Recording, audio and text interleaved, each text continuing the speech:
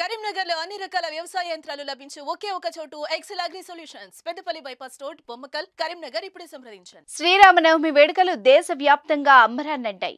తెలంగాణ రాష్ట్రం మంచిర్యాల జిల్లా కాశీపేట మండలం కోమటిచేను గ్రామంలో కూడా ఊరు వాడ అంతా పండగ ఏర్పాట్లతో బిజీగా ఉన్నారు. కానీ ఓ ఇంటి ముందు అంబులెన్స్ వచ్చి ఆగింది.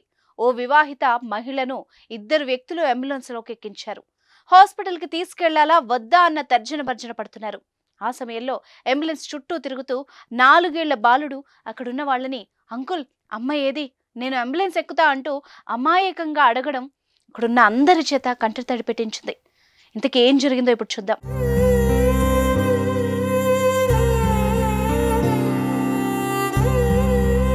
కోమటిచేనుకు చెందిన బిడ్డల రాజేష్ మౌనిక దంపతులకు 4 ఏళ్ల గౌతమ్ ఒక్కడే సంతానం. గత 3 రోజుల నుంచి ముత్యంపల్లిలోని తల్లిగారింట్లో ఉంటున్న మౌనికను పండగ పూట అత్తగారింట్లో దించి వెళ్లాడు మౌనిక నాన్న. 3 రోజులుగా మౌనిక ఇంట్లో లేకపోవడంతో ఇల్లంతా చిందరవందరగా ఉంది. ఇల్లు కడుగుదామని ట్యాప్ తిప్పింది మౌనిక.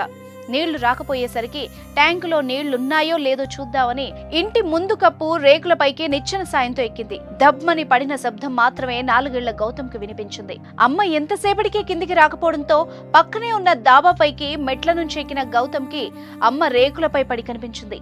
ఏడ్చుకుంటూ కిందికి వెళ్లి పెద్దనాన్నకి చెప్పాడు. పరుగున వచ్చిన ఆయన రేకులపైకి వెళ్తుండగానే కరెంట్ షాక్ తగిలి కింద పడిపోయాడు.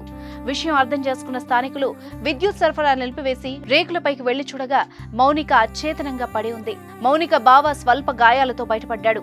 ఈలోగా స్థానికులు 108కి కాల్ చేయడంతో వెంటనే వచ్చిన అంబులెన్స్ వాహనంలోకి మౌనికను తరలించారు. ఇదంతా గమనిస్తున్న 4 ఏళ్ల గౌతమ్ అమ్మా అమ్మా అంటూ అటు ఇటు తిరుగుతున్నాడు.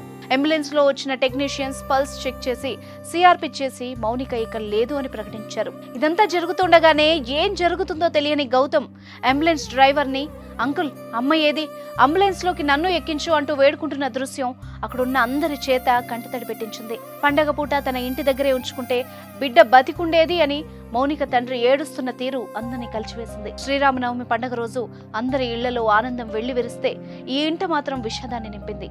4 ఏళ్ల చిన్నారిని తల్లి లేని పిల్లాన్ని చేసింది.